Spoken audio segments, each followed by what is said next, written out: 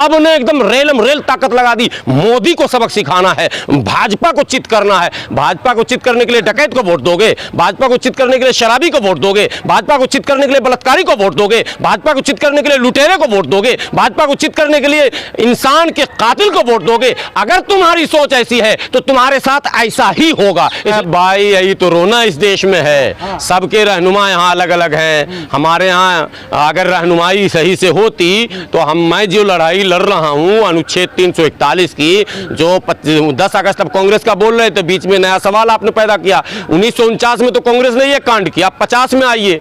1950 में जब संविधान लागू हो गया 26 जनवरी को, तो फरवरी मार्च अप्रैल मई जून जुलाई अगस्त 7 महीने बाद कांग्रेस की निकम्मी मुस्लिम विरोधी आरएसएस के बाप जवाहरलाल नेहरू ने, जो नाम क्या आता है ठोक के लगाते हैं पंडित जवाहरलाल नेहरू ने अनुच्छेद 341 यानी आर्टिकल 341 पर रिलीजियस बैन लगा दिया, धार्मिक प्रतिबंध लगा दिया और वहां से दलित मुसलमानों को निकाल के बाहर फेंक दिया।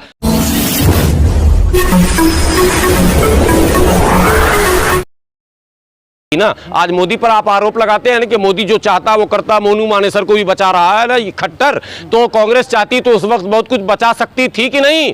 बहरहाल ताला फिर खुलवाया भी कांग्रेस ने, उस मस्जिद को शहीद भी करवाया कांग्रेस ने और 55,000 दंगे करवाए कांग्रेस ने। मेरठ, मुजफ्फरनगर, मलियाना, हाशिमपुरा, भागलपुर, क्या कहते हैं मुंबई, कोई शहर छोड़ा नहीं। इसलिए इसको छेड़ो मत आप। कांग्रेस मां है आरएसएस की, कांग्रेस मां है भारतीय जनता पार्टी की, कांग्रेस नानी है आरएसएस की, कांग्रेस दादी है आरएसएस की। जब तक इस देश से कांग्रेस का बिल्कुल समूल नाश नहीं होगा तब तक इस देश में फिर से आपके हिसाब से कौन सही है? फिर मुसलमान कहां जाए? मुसलमान के लिए एकदम सिंपल खेल है, रास्ता निकल जाएगा। मुसलमान ना एकदम सिंपल खेल है भैया। जो आदमी ईमानदार होगा, जो आदमी इंसाफ परस्त होगा, जो आदमी बेहतर अखलाक का होगा, जो आदमी अच्छी सोच का हो, उसको वोट देंगे। इतना बयान देने में ना नहीं मरती है मुसलमानों की। ये मौलानाओं को हो क्या गया, कांग्रेस को वोट दो, आम आदमी को वोट दो। मैं नहीं देता मुसलमानों को ये। अरे अब मुसलमानों के कांग्रेस पार्टी एक उदाहरण देता हूं मैं जहां का हूं। सूरजभान सिंह, सुन लो साहब, सूरजभान सिंह मोस्ट वांटेड, कई हत्या, रेप, बलात्कार और डकैती के मामले उस पर दर्ज थे। 2002 में गुजरात में दंगा हो गया, 2004 में अलायंस हुआ, सूरजभान सिंह रामविलास पासवान की पार्टी से कांग्रेस से अलायंस हुआ। मैं जिस सीट पर हूं, मैं जहां का हूं रहने वाला बेगूसराय, लोग जो सुनने वाले हैं सुन लो कान खोल के, बेगूसराय के मुसलमानों तुम भी। सूरजभान सिंह को मौलवी क्या, मौलाना क्या, मुफ्ती क्या, आलिम क्या, फाजिल क्या, सब ने एकदम रेलम रेल ताकत लगा दी। मोदी को सबक सिखाना है, भाजपा को चित करना है। भाजपा को चित करने के लिए डकैत को वोट दोगे, भाजपा को चित करने के लिए शराबी को वोट दोगे, भाजपा को चित करने के लिए बलात्कारी को वोट दोगे, भाजपा को चित करने के लिए लुटेरे को वोट दोगे, भाजपा को चित करने के लिए इंसान के कातिल को वोट दोगे। अगर तुम्हारी सोच ऐसी है तो तुम्हारे साथ ऐसा ही होगा। इसलिए पहले सोच बदलो। मुसलमान तुम मुबल्लिग की हैसियत क्यों नहीं अख्तियार करते? हमें कोई कबीरा खड़ा बाजार में, सबकी चाहे खैर, ना काहू से दोस्ती ना काहू से बैर। जो सबसे अच्छा होगा, जो इसकी सोच अच्छी होगी, जिसकी बात अच्छी होगी, जिसका काम अच्छा होगा, जिसका व्यवहार अच्छा होगा, जिसकी बोली चाली अच्छी होगी, हम उसको वोट देंगे। अब वो हिंदू हो, मुस्लिम हो, सिख हो, ईसाई हो, जैन हो, पारसी हो। ओवैसी जी तो मुसलमानों की बातें उठाते और रहनुमा बताते मुसलमान को, उनको क्यों नहीं देते हैं फिर? अरे भाई यही तो रोना इस देश में है। सबके रहनुमा यहाँ अलग अलग हैं। हमारे यहाँ अगर रहनुमाई सही से होती तो मैं जो लड़ाई लड़ रहा हूँ अनुच्छेद 341 की, जो 10 अगस्त अब कांग्रेस का बोल रहे थे, बीच में नया सवाल आपने पैदा किया। 1949 में तो कांग्रेस ने यह कांड किया, 50 में आइए। 1950 में जब संविधान लागू हो गया 26 जनवरी को, तो फरवरी मार्च अप्रैल मई जून जुलाई अगस्त 7 महीने बाद कांग्रेस की निकम्मी मुस्लिम विरोधी आरएसएस के बाप जवाहरलाल नेहरू ने, जो नाम क्या आता है ठोक के लगाते हैं पंडित जवाहरलाल नेहरू ने अनुच्छेद 341 यानी आर्टिकल 341 पर रिलीजियस बैन लगा दिया, धार्मिक प्रतिबंध लगा दिया और वहां से दलित मुसलमानों को निकाल के बाहर फेंक दिया। और वही कांग्रेस जाते जाते सच्चर कमेटी की रिपोर्ट मुसलमानों को हवाले करके गया। भाइयों सलाम अलैकुम, ये रिपोर्ट लीजिए सच्चर कमेटी की। आप भारत में दलितों से भी पीछे खड़े हो चुके हैं। आप दलित शब्द का इस्तेमाल कर रहे हैं। दलित शब्द की परिभाषा क्या है?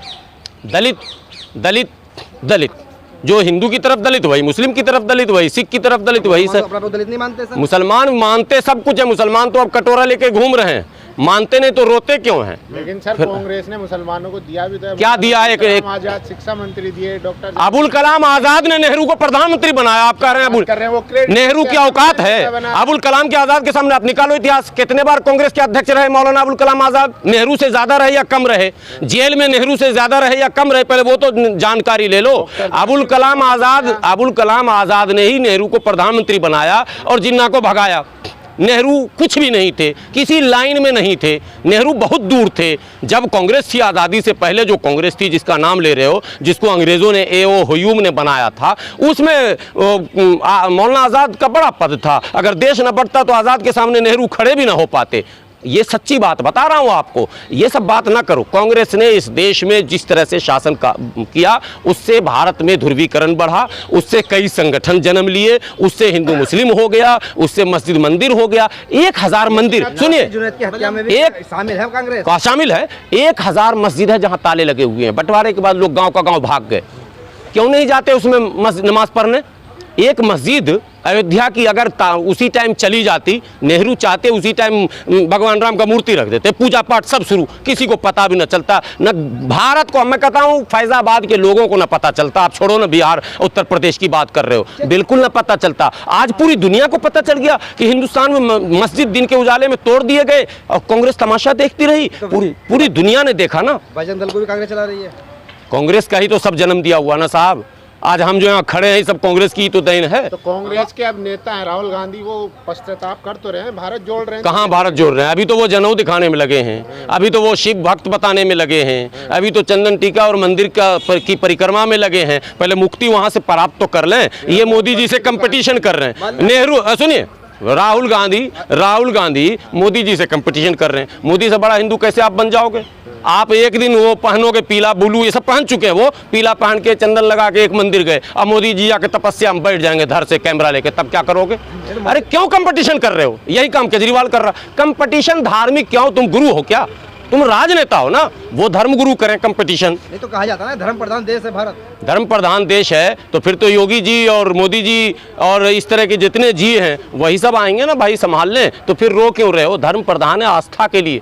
राजनेताओं का कोई धर्म नहीं होता और नेशन का भी कोई धर्म नहीं है। ये संविधान में लिखा हुआ हमारे। आखिरी सवाल, आप कह रहे हैं कि कहीं ना कहीं जो नासिर और जुनैद की हत्या, इसमें कांग्रेस भी है, भाजपा भी है, क्योंकि खट्टर सरकार है, उधर गहलोत सरकार है। तो आप लोग क्यों फिर धरना कर रहे हैं? कोई फायदा ही नहीं होगा। नहीं, ये कैसी बात आप कर रहे हैं? लड़ाई, अच्छा अंग्रेज जो था सब जगह छाया हुआ था, तो क्यों हमारे लोग लड़ रहे थे? कोई फायदा नहीं था। उन्हें 1857 में लड़ाई शुरू हुई, 90 साल बाद 1947 में देश आजाद हुआ। आप क्या बात कर रहे हैं? संवैधानिक व्यवस्था को बचाए रखने और बनाए रखने के लिए जब तक दम में दम हो देश के लोगों को संघर्ष करना पड़ेगा। इसके लिए आप कहेंगे कि कांग्रेस और भाजपा मिल गई तो हो गया खेल खत्म, आम आदमी और भाजपा मिल गई तो, अरे सारी पार्टी भी मिल जाएगी। भारत जो एक अलग चीज़ है जिसको समझना है। भारत गांव में बसता है, भारत इनसे भी चीज़ें अलग है। सितारों से आगे जहां और भी हैं, अभी इश्क के इम्तहान और भी हैं। ये मत समझो कि 2 मिल गया तो काम चल गया, अभी और मामला है। इसलिए लड़ाई जारी रहेगी